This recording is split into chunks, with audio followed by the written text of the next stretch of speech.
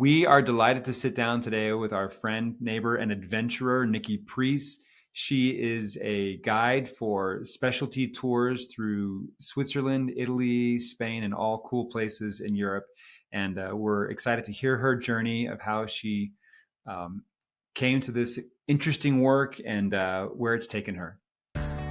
Welcome to the What Could Go Right podcast. We are your hosts, Eric Orton. And I'm Emily Orton. And here we talk about personal growth and sailing. In 2014, we moved aboard a fixer-upper sailboat and bootstrapped a year sailing with our 5 kids, and it changed our lives forever. We tell the whole story in our memoir, our book, 7 at Sea. On this podcast, we want to help you go from fear to freedom, one adventure at a time. All right, today we're here with our friend and neighbor, Nicki Preece. Nicki, welcome to What Could Go Right. Thanks, guys. Happy to be here. You're so game for doing this. We appreciate you hopping on. Hey, anything with the Orton. You're leaving for Europe in what, 2 weeks? Yeah, I leave on the 23rd, so little over 10 days.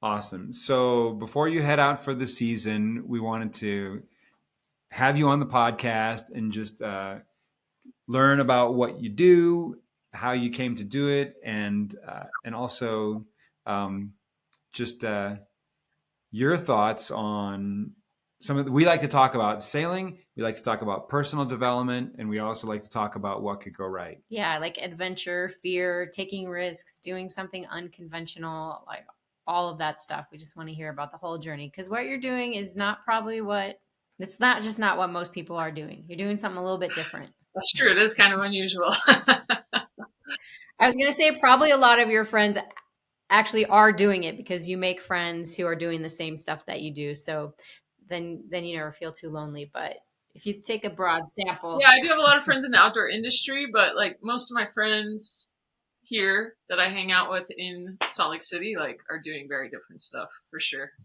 It's always a little surprising when I tell people what I do. They're like, oh, like, how did you get into that? Well, that's exactly where we want to kick off. First, will you tell the people what you do, and then, tell us how you got into that. Sure. Yes. So I graduated from college in 2008, which was not a great time to graduate from college because the economy was, downturn, and one of the reasons I graduated at that time is because I was working for a year and a half as a missionary over in Europe. And so my studies got pushed back a little bit. And so I finished college and there were no jobs to be had. And I studied French in school. And I had studied political science. And then when I came back from living in Europe, I was like, you know what? I really like French.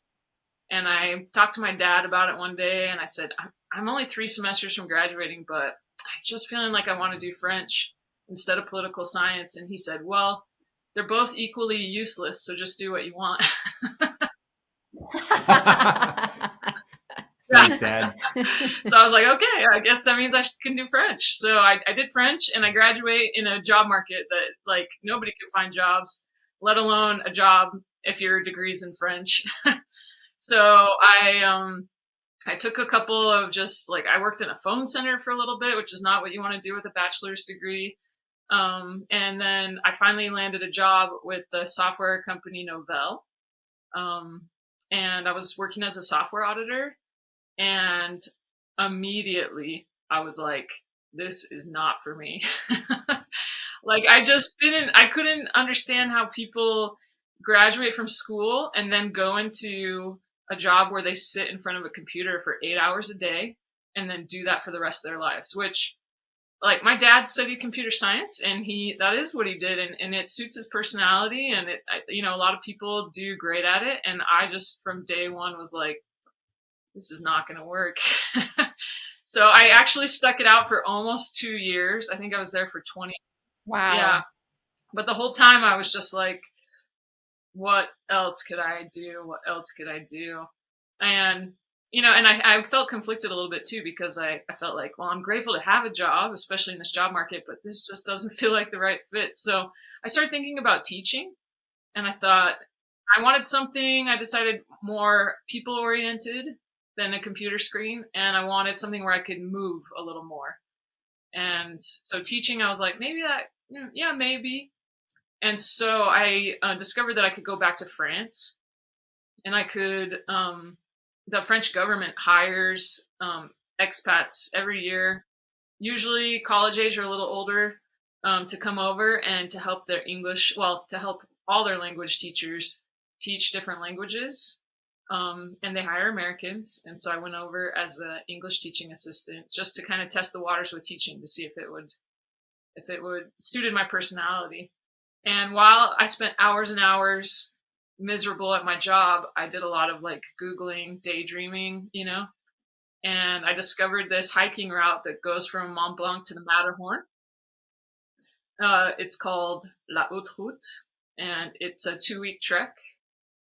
And I was like, that's interesting. And so when I got the job in France, they gave us all the email addresses of all the other Americans that were going to come work in our school district. And I emailed everybody, didn't know any of them. And I said, does anyone want to go over a few weeks early and do this trek? And I got 4 people who were like, yeah, we'll come and do that with you. I was like, okay. So we set a date to meet up. And long story short, we hiked for 2 weeks. We came as strangers and left as like best friends. But a couple days before the end, I met the owner of a trekking company who was guiding the group. And turns out he was from the town I had just moved away from. And what? I was like, what are the chances? We just struck up a conversation at this kind of like hut hotel, and where his group was staying and me and my friends were staying. And he's like, well, you lived in Switzerland, you speak French, like, why don't you come work for me? And I was just like, there's no way. Like, I didn't say that to him, but I'm like, really? Like, come guide hiking tours in Switzerland? That sounds like a dream. And so too good to be true. Yeah. We exchanged contact information, and 2 years later, I started working for him. So. Wow. Okay. I have that is so cool. Second, I have a question. Like, when you just reached out to a bunch of strangers and said, hey, do you want to go spend 24/7 together for 2 weeks? Like, is that like typically part of your nature and stuff you do? Like, you're a big gatherer, or was that sort of unusual for you? Oh, that's a good question. I don't remember feeling any real like trepidation about it or hesitation. It was like, if I'm going to trek for 2 weeks, I definitely don't want to do that alone.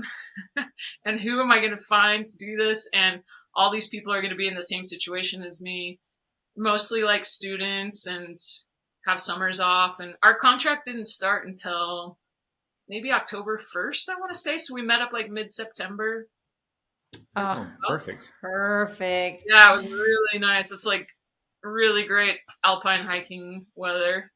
But honestly, I am kind of a gatherer just in my friend circle and my family circle. I'm always the one who plans the family reunions, plan a lot of like friend weekends, road trips and stuff like that. So yeah, it probably is something that I've always done a little bit. So that's really cool. So that's another one of your strengths or superpowers that not everybody has that. That's unique. Yeah, maybe ask people, Nicki, cut it out with all the events, Yeah. Oh, that's funny. Nicki's flooding our calendar with fun activities. That's right. And then you meet this guy. Yeah. So you just sit on it for 18 months or whatever, almost 2 years. Yeah. And then what causes you then to reach out at that point? Have you done the teaching, or can you connect the dots? Yeah. So I met him in September, and I started my contract a couple weeks later. And so then I was in Europe that whole year, working until end of April, I think. And I went home in April, completely broke, because this is a great job, the teaching assistant job, because you only work 12 hours a week, and they basically pay you like the minimum legal salary in France. But that at the time, that salary was only 1,200 euro a month. I was really lucky. I had they gave me a free room at one of the boarding houses of the schools I was at. So I was able to make it work. and do some traveling, but I came home with like no money. And while I was there, I applied to grad school so that I could become a teacher because I didn't have a teaching license. So I come home summer, this is 2011, and I have zero money. I need to get ready for grad school. I think it probably just wasn't too much on my radar. I might have also still been like, that could never work, you know? But I started school and I did a year of school, and it was sometime during that year of school that I was like, I wonder if I'm going to have summers off. I'm in school right now. I wonder if that could work. And so I reached out to him and I said, hey, are you looking for someone for the next season? And he said, I actually was just thinking about you, and you're at the top of my list of somebody to call for this next summer. But he wanted me to stay till like mid-September or end of September. And school started like at the beginning of September or August. So I really kind of went back and forth, like, should I do this? Should I not do this? But I ended up then taking a semester off school so that I could do a full summer of guiding in the Alps. So I did 1 year of school and then already start taking some time off. But yeah, that was kind of, I guess, yeah, it probably just felt like it didn't make too much sense coming straight home from Europe. But once I'd been home for a year, I was itching to go back. That's so awesome. Sometimes when you get to do what it is that you really want, that's what you learn, is that you want more of it. Yeah. You want to make more room for it. Sometimes you maybe need that contrast too of like, being home and being at school is not quite as fun as being out hiking in the Alps. Yes. Okay, so two things that I'd love to dive deeper on. One is, right now, you work full-time as a teacher in the U.S. during the school year, the traditional school year. Mm-hmm. I heard that the best 3 reasons for being a teacher are June, July, and August. That's right. Okay. And so we're coming up on June, so you're going to pop over to Europe and you're going to do trips. And we'll get into some of that, but you're going to do trips in Italy and Switzerland and Mallorca, Spain, right? Is that right? That's right. Yeah. Okay. So I would love to hear, because a lot of people don't even know what these kind of trips are. Yeah. Because they're, I grew up backpacking, and backpacking meant that you carried everything on your back. It was heavy. It was, grueling. And, growing up on the East Coast, it was humid and muggy. And anyway, my dad was a big backpacker. And so I just would think of these dreadful hikes up in the Appalachian Mountains where we'd sweat it out all summer, and you were just happy to get to a little stream or a waterfall where you could like throw everything off and go for a swim. And then, we'd camp out in the woods. Yeah. Your trips are not like that. Yeah. Go ahead. Yeah, I was just going to say, I also might think, if you say, I do guided trips through Europe, I might think, we're going to see the great architecture. We're going to go for the food. We're going to see art, or historical landmarks. It's not that same kind of trip. So yeah, tell us about what kind of trips you're doing and what you love about them. Yeah, so it's maybe like the best of both of those worlds in some ways. And, most people, 99% of people probably, when they tell you they're going to Europe, they're going to see cities and monuments and things like that. And most people don't think about the natural side of Europe. And it's beautiful. And one thing that I love about the Alps is it combines so many of my passions, but just so many unique elements, because it is beautiful. There are these huge, gorgeous mountains. The Alps are spectacular. One of the reasons they are so spectacular is not because, they're big mountains, but the Himalaya are like twice as big, right? They have incredible relief between the valleys and the peaks. So we live here on the Rocky Mountains, and they're beautiful as well. But usually we have like 4,000 feet of relief is probably average for a lot of these peaks, maybe a bit more, 6,000. But in the Alps, you could be in a valley that's like 1,000 feet elevation, and the peaks above you are 13 plus 1,000 feet. It's pretty beautiful. It's dramatic. So big drops and gains in elevation between Yeah. the towns and villages and the summits. I would actually say this reminds me, our daughter just gave herself she called it a personal offsite, where she gave herself 3 or 4 days. She just went and rented a cabin somewhere in the woods to just kind of recenter, reflect, sort out what's important to her, rest, journal. And one of the things she told me is like, she said, where I went, there was no dramatic landscape. There were some trees and there were some pathways, but there wasn't anything. She's like, I wanted like something more dramatic, something that felt a little harsher, more, not that it was harsh in a dangerous way, but just something that was very different from what she was seeing every day, because she wanted to go there to contemplate change, and then for everything to just be like very mild and one level. She's like, the environment just didn't provide, it wasn't inspiring. It didn't provide that inspiring backdrop for my experience. So next time I do this, I will go somewhere that's geographically more dramatic. And it sounds like exactly like what you're describing. Yeah, it's breathtaking. And I think the longer I live, the more I realize how much we are affected by our surroundings. You know, even just the way you organize your room, the color you paint your house, but these landscapes, like, they do something to you. They affect you. But yeah, so there's these beautiful landscapes that, you know, a lot of people take a train to Interlaken and stare at the peaks, but not really get into them.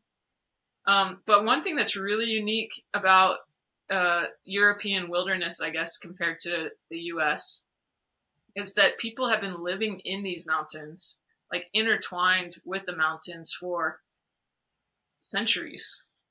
And so preservation is extremely important in Europe, but it looks very different than in the US, where in the US, when we think about our national parks and our public lands, we want them to be as pristine and untouched as possible.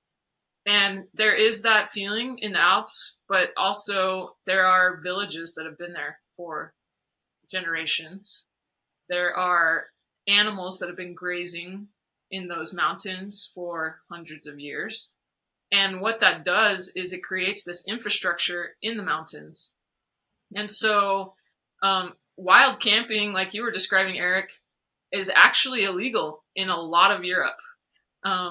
Yeah, like people do it. I would be a criminal. There's a lot of like just rogue. You see people walking around with backpacks where you're obviously like, okay, they're definitely camping out tonight, you know. But they've developed an entire hut system throughout the mountains, and along the major trails, there's always going to be a place at the end of the night to sleep. But above and beyond that, most trips that we do, most of the nights, we're actually sleeping in hotels and eating at really nice restaurants. And we've just been in the mountains on these what feel like remote trails in these beautiful dramatic landscapes. And well, all of a sudden here's another village. And then you hike out of that village and into the mountains. And a few miles later, here's another village. And so, and hospitality is an old industry in the Alps. And so you have these family-run hotels that serve amazing food. I always say to our clients, like, if you were in the US and somebody said, like, let's eat at the hotel restaurant, like, people you're with would probably be like, But in Europe, a lot of the best restaurants are in these like family-run hotels. So yeah, when we're walking during the day, we just have basically a light day pack with us with the essentials to keep you warm and safe. And then you're walking into these little towns and sleeping in a nice bed. But like to your point, Emily, a lot of the culture is still there. There's still this like unique language. The architecture is still so different than what we're used to. The history, like in the Dolomites, a lot of the places that we hike in were the front of World War One, and you can hike through tunnels that were blasted out by the soldiers that were there trying to protect themselves. And a lot of the huts in the Dolomites that are used now for mountaineering and hiking and things were barracks for soldiers. And so you have a lot of history, a lot of culture, language, food, and it's just a really unique and pretty comfortable experience. Well, That's awesome. So two questions follow up. When you use the word hut in the United States, we think of like some kind of like Adobe primitive, or like a sticks. backpacking hut on the Appalachian Trail is literally like 3 walls made out of plywood with a roof, and the kind of like there's enough room for 10 people to lay side by side in this hut. But I'm Yeah. imagining beds with sheets and blankets. Yeah, tell and us. like what can to describe a hut in the Alps, and then also how does everyone's stuff get from one place to the other? Okay. Yeah. So yeah, the huts are quite nice. There's a whole variety of types of huts, but they're definitely nicer than like plywood lean-to kind of A style huts. lean-to. Yeah, these are. I mean, the most basic huts that I've stayed at in the Alps are still these solid, very large structures. They'll host dozens of people often. In some of them, you are in a dormitory style room where you might have a bunch of mattresses like in a row on the ground, and maybe a second row with mattresses. I've slept in rooms with 16 plus people. But you're on a mattress. There's like a down duvet and a pillow. Granted, they don't generally wash the linens in the huts, and so you would take like a hostel sheet so that you're just slipping between the bedding, but you've got your own sheet with you. Trying to pack really light like I do, and then sometimes I just put my hood of my jacket over my head. I don't think the huts usually smile upon that, but yeah, but even at like those are kind of the more I don't even think like primitive is like the best word, but even in those style of huts, they're giving you a nice big warm dinner in the evening. They're providing breakfast in the morning. A lot of them you can order a sack lunch to take with you, and they'll do that for you. They'll usually, if you leave your water bottle out overnight, they'll fill it with like warm tea in the morning that you can pack with you. Wow. You're totally selling us, Nikki. You're selling me. You're speaking Emily's language. It's awesome, but She likes to. yeah, sorry. Just that we like to be outside, but I know Emily likes to be comfortable. I mean, who doesn't like to be comfortable? But at the end of the day, you do better the next day if you had a good sleep. For sure. Yeah, and we've done a lot of camping where I hardly sleep at all because I'm too cold or it's really hard and my arm falls asleep and then I have to wake up and change positions and then something else, I'm tingling and waking up all night. And we've done a lot of sleeping on the ground. Yeah. And so, yeah, just even having a foam pad is like such an improvement, let alone a duvet and a pillow and a warm dinner that you don't have to make or clean up after or haul water around. Like you're not allowed to use this water. You can only dump over there. There's like all the, like to me that it's worth it when we go camping, but how nice to have them set up. Yeah, and you show up and there's a fun like buzz around the huts too, because everybody's there doing the same thing, and people usually leave really early in the morning. I mean, when I say really early, like 7, 8 maybe, depending on the route that they're doing for the day. So you get up, and the most uncomfortable part of the huts is like snoring, right? Like I always tell people, I'm like, you have a moral obligation if the person next to you is snoring to give them a nudge, get them to roll over, because what happens is you get one person snoring, no one else sleeping. It's better that the snorer doesn't sleep, in my opinion. But everybody else. Or also bring earplugs. Yeah, there you go. Yeah, but like there's even the huts like are constantly getting updated, and so now there's more and more huts that have private rooms. And there's different styles. Like we stay at this one that I really love. That is more of, they call themselves more of like a mountain hotel. So you get up there and they do have private rooms, 2 people to a room. They have a dormitory as well you can stay in. That's a little cheaper, but the rooms they're not bad. But there's no electricity at that place. Most huts have electricity.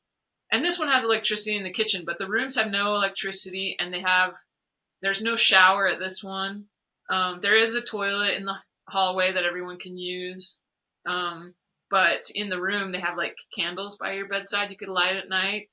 they have a little basin where you can bring water into your room and, wash your hands or face. And it's like such a quaint, it's on a active dairy farm essentially. And it's just is this very quaint experience, and not many of the discomforts of a hut because you can shut your door and just be by yourself. But there's different ones, and they're all unique and cool and have their quirks. And yeah. And they all have some basic rules too. Like when you're at a hut, it's not like you don't expect to be waited on like at a hotel, even though there's staff there. It's more like a family environment. It's like we all help stack up the dishes and take them back to the kitchen at the end of the night. And a lot of huts appreciate it if you wipe off the table. And I don't know. It's a cool culture and a fun vibe when everybody's up there together. And I feel like those are the moments too when groups really bond, because you're away from when we're at the hotels. People get to their hotel at night and they're on the Wi-Fi and going to the spa and things. And there you're just all kind of stuck together, and you can play card games or usually go to bed really early. But yeah. We find the same thing on our trips, like preparing the meals together, cleaning up from the meals, and getting on a kind of solar cycle. What is that called? To get your circadian rhythms back in balance, and sun goes down. You just keep the lights on a little while, play card games, talk, and you're like, well, it's getting cooler. It's dark. Yeah, maybe I should. It's like 9 o'clock. I should probably go to sleep. 8:30. I should think about getting some rest, and then you sleep, and the boat's just kind of rocking you, but you're sharing this experience with these other people. And I agree, like taking care of each other is one of the ways that we like for our guests to bond as well. It sounds like the perfect mix. Like they have the food and they're going to do the dishes, but just like help us wipe the table and bring stuff back to the kitchen. And yeah, and take your shoes off and leave them in the entry. And yeah, it's awesome, and it does help people to bond. I love that rhythm too, because even as a guide, if I'm at a hotel with Wi-Fi, I'm often checking up things for the next day and making sure reservations are in place and all that. And I can't do that at a hut, so I just enjoy and I go to bed early. And yeah, it is nice. But Eric, you asked about how we transfer the luggage, and we have taxis. So we just hike with our day packs, and we have taxis that move the luggage around the mountain. Which you're hiking maybe like 6 to 10 miles up and over the mountain, and they have to go all the way down the valley and up another valley. So it can be a little long for them, but it's better than hauling your suitcase. So they take the long way around. You get to do a beautiful, shorter, more direct route. But when you get there, your stuff is waiting for you. And meanwhile, you have snacks and water and a windbreaker or whatever you need for the change of socks for the day. Yeah. And you get to have this glorious, beautiful hike. And then you show up, and maybe it's a hut, but you also say sometimes you're arriving at hotels. So there's also kind of like, there can be a high end aspect to it as well in terms of like really like comfort. For sure. In fact, most of the time we're at hotels.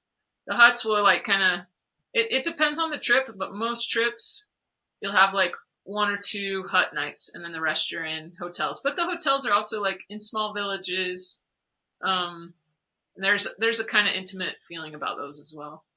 Okay. So, and your groups are what? Like head count wise, like somewhere between 10 and 20 people? We try to max them at 12. Okay. Yeah. And we sometimes, I've been in a couple groups where we've gotten up to 13, 14, but usually 12 or under. So I think mine this summer, my smallest group is 7, and my biggest group's probably 12. Okay. That actually sounds identical to our trips. Yeah. Where we're 8 to 12 is sort of our sweet spot, and we just book the right size boat for that size group. It's a good sized group because it keeps enough variety of conversation, but without anybody getting lost. Yes, I agree. Yeah.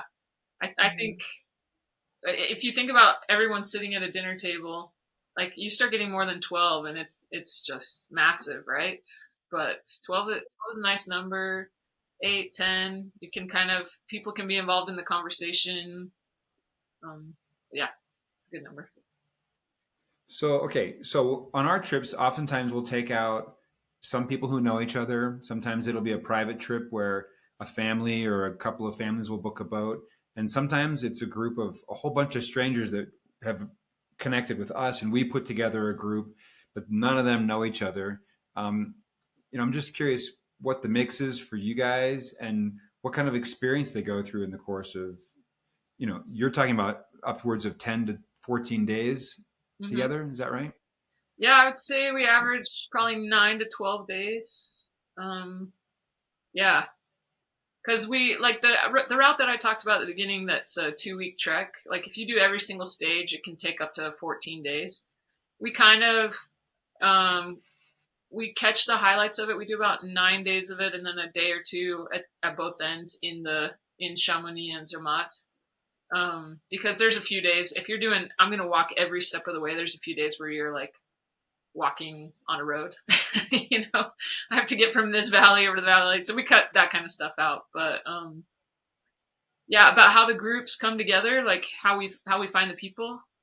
Is that what you're? Yeah, or just kind of what experience they go through, because I've never done anything like this. I have one friend who did the Mont Blanc Yeah, the Tour circuit. Uh-huh. And when he was describing it to me, I did not picture at all what you're describing, but I'm pretty sure that was his experience. Uh-huh. I'm thinking like, oh, he's like trekking it with crampons and a backpack the whole time. Mm-hmm. And I'm like, that sounds pretty cool.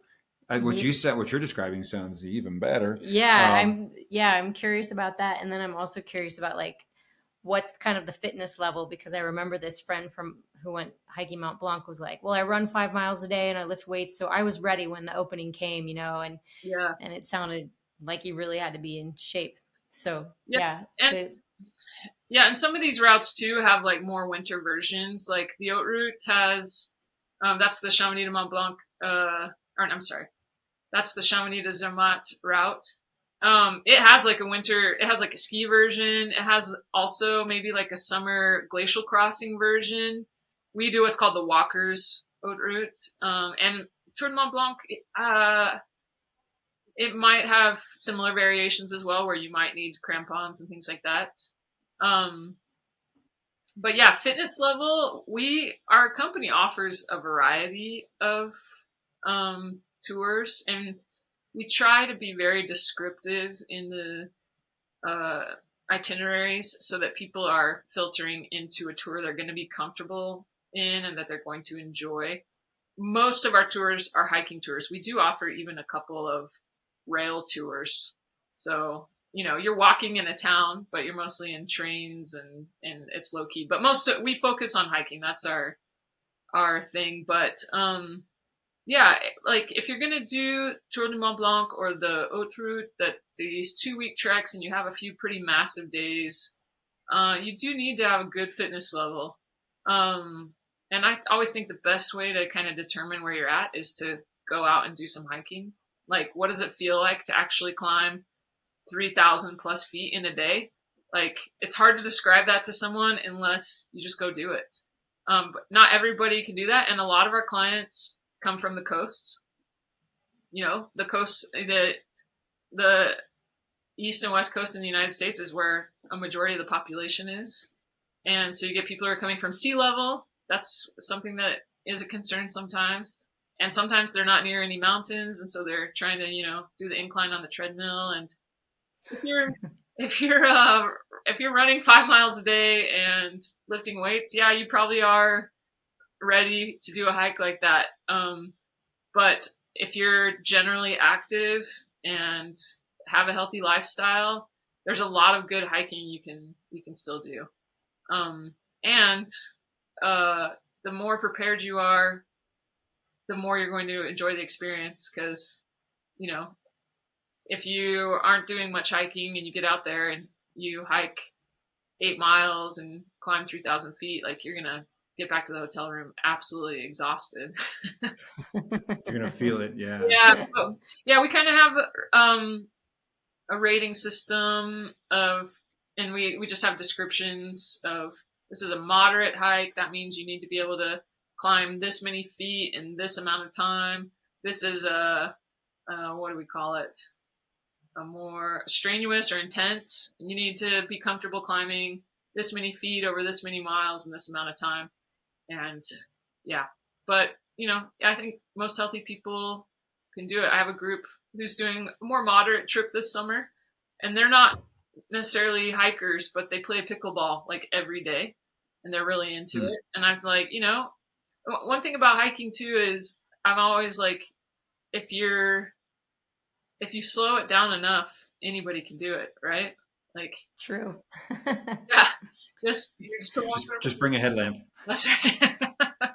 Yeah, and there are like safety and time constraints to some degree, but yeah, just keep your heart rate at a good level, keep your breathing good, and I sometimes say to people who come over, I say Americans have a tendency to want to do everything fast, to want to like, okay, and it always feels a little bit like a competition, and they'll go kind of at a high heart rate and kind of just cruise up the mountain, and then they stop and take a break, and then they'll get going again and they cruise up the mountain. Whereas you see these like 80, 90-year-old Swiss people who come up and they're moving just at this really slow pace, and it's like the tortoise and the hare. They just like, they'll like keep passing you all day long, and you're like, how is that possible? They're moving so slow, but they're steady. And so sometimes I say to people, let's just keep a steady Swiss pace. And yeah, you just, I like that phrase. yeah, you knock it out faster than you think. Okay, so people are going on beautiful journeys. They're getting to stay in really comfortable places where you eat well, you sleep well, and under the guidance of a very capable guide, you. And I'm curious, do you see over all the trips that you've done, do people go on a personal journey of any kind? Do they kind of like start in some way at the beginning and they're different somehow at the end? Is it just like physical and hey, beautiful scenery, or does something happen to them? Oh, that's a good Or do question. they just or do they create something for themselves in this place in this time? Yeah, I would say I see a variety of experiences. Some people are just there to have a good time, um, and they go away roughly the way they came. I think everybody, being out in nature is good for everyone, and you go back with a clearer mind than what you came with. Hmm.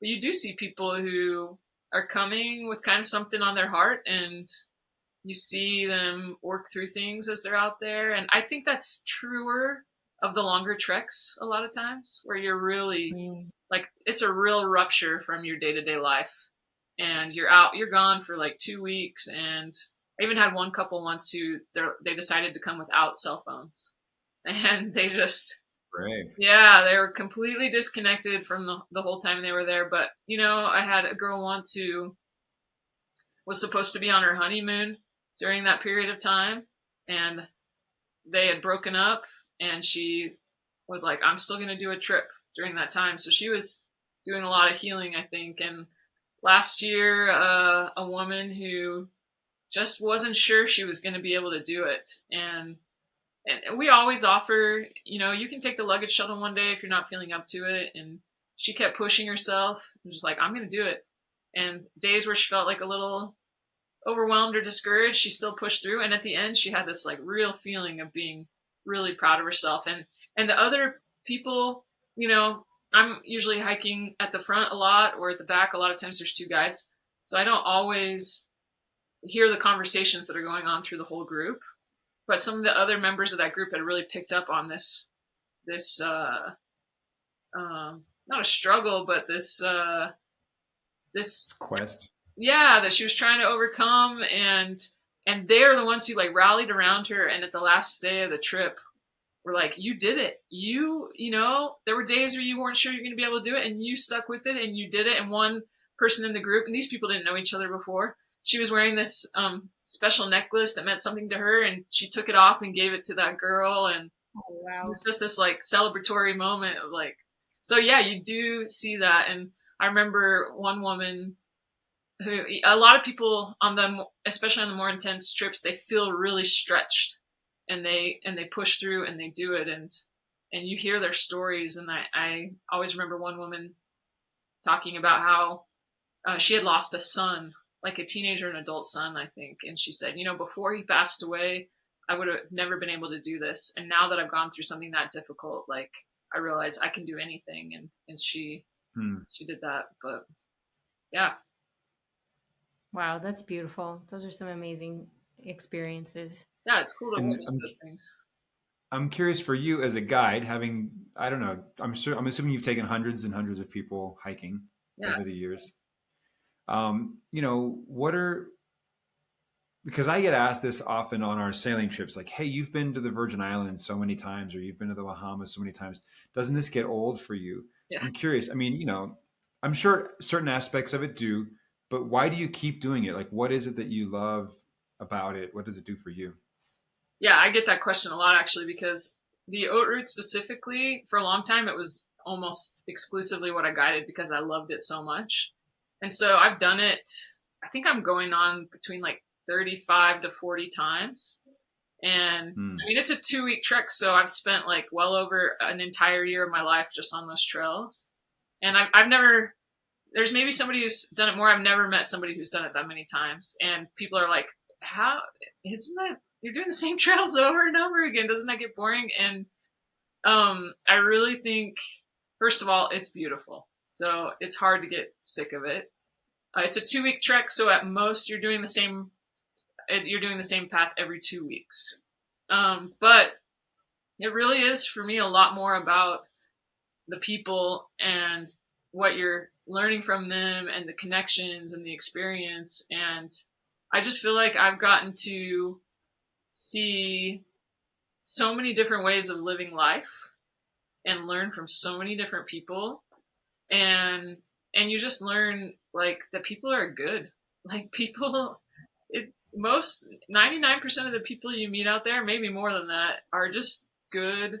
They want to do the right thing. They're solid people. They have really interesting life experiences. They've had joys and pains, and they've worked through it. And in those situations where you are isolated and you there are fewer distractions, you get to know people really quickly on a pretty deep level. And I mean, I always say, like, your friends at home, if you get together with them for dinner for, once a month, that's already pretty impressive, you know?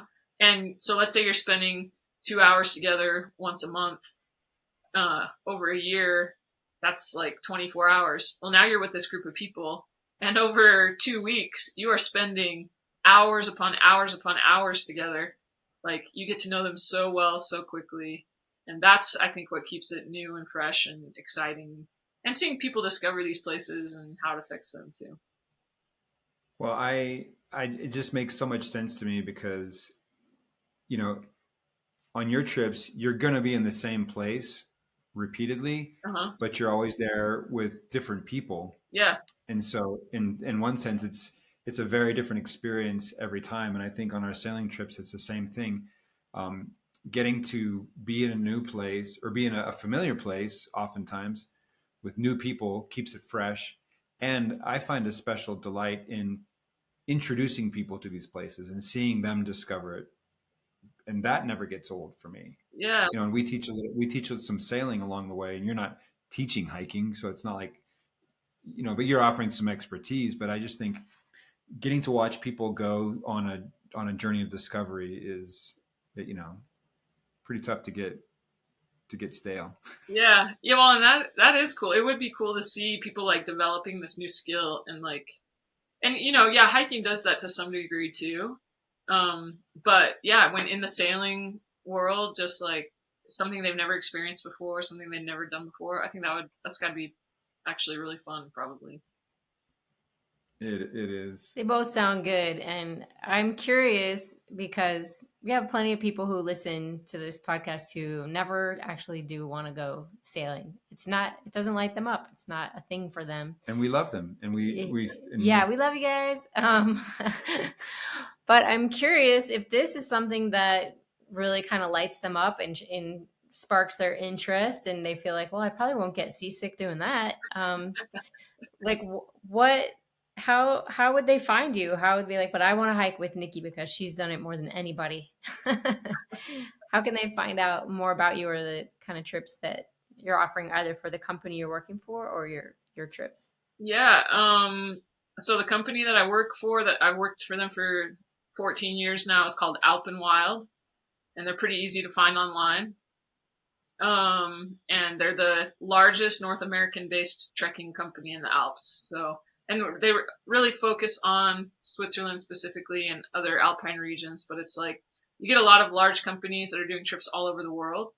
And we decided we wanted to really specialize in this and be the best at it. So I love working for Alpenwild. It's been really great and a huge blessing in my life. And then I've been doing some of my own trips as well and just started my own little business. And it's called the Mountain Connections Company. And because as I was thinking about, like, what do I name this? I thought, what do I love about these trips? And I love connecting people to the mountains, but also the connections that we form with each other when we're out there hiking. So that was kind of the genesis of that name. But so I have a website. It's called mountainconnections.co. Love it. Nice. We'll put links in the show notes as well, but that'll be awesome. And we haven't figured this out yet, but I just think I know the Alps are not clear near the ocean, but I know that you're going to Mallorca, which is a Spanish island, and there's amazing sailing there.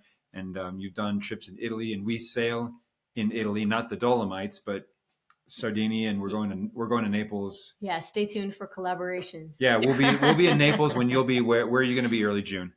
Early June, I'm going to be in Mallorca, but I'll be in Italy a couple weeks later. But yeah, we got to find a way to join forces because, first of all, I want to learn how to sail. And yes, I want to learn how to really hike the way you hike. Yeah, I have a feeling, Eric, you really know how to really hike. Well, I hope that we can figure out a way to collaborate and either split a week between land and sea, or people can do a 2 week, like a week with you and then a week on the boat, or anyway. But yeah, it'd be fun to do a trip together somehow, and because it just sounds like such a magical experience that you offer people and the way that you guide them. I know you have such a gentle and welcoming personality that I'm sure anybody would feel safe going on a trip with you. And I just think what you're doing is really great.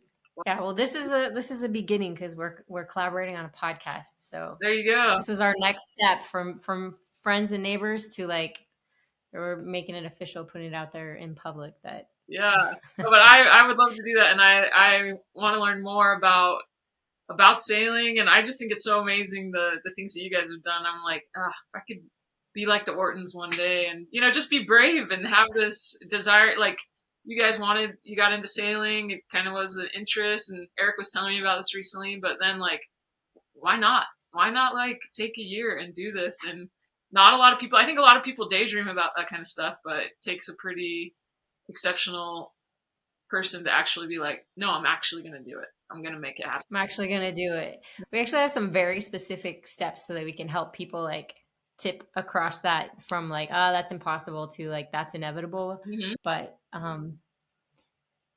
that's in our coaching program, and we don't really talk about that very much on this show. We're just talking about our adventures. But yeah. Thank you so much for coming out and, like, sharing your story with us. It's very unconventional, but you've just been steady and coming back to the same thing again and again. And it's just beautiful to hear everything that you love about it and what your guests take away from it. And I'm really sure that we're having listeners who are thinking, oh, that sounds wonderful. That's just what I need in my life. If I went hiking with Nick, they're thinking, if I could go hiking with Nicki, what could go right? What could go right? Well, if they're listeners of yours, I'm sure they're cool people, and I would love to have them anytime. So, yeah.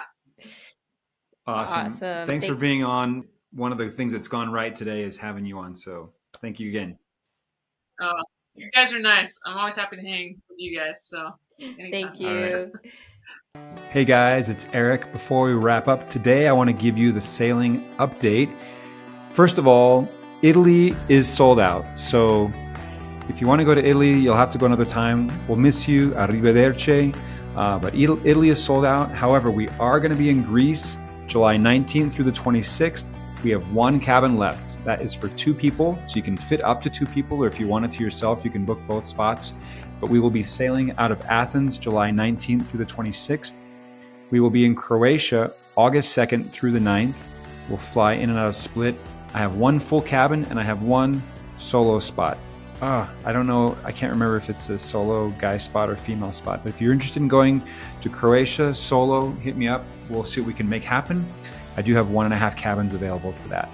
Cool thing about these trips, they are 2 days longer than our normal trips, so you get these bonus days.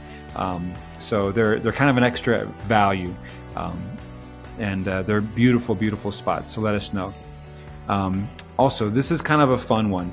I'm going to be going to Greece, and there's a lady who sailed with me 4 times now. Her name is Sandy, and she is sponsoring a ladies only trip. Emily and I are going to be hosting this.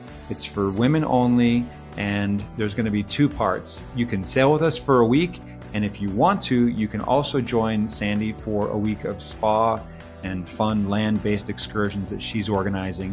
You can do one part, just sailing, or you can do both parts. But if we're going to be back in Greece, September 20th through the 27th, we're going to be sailing out of Corfu, which is Western Greece.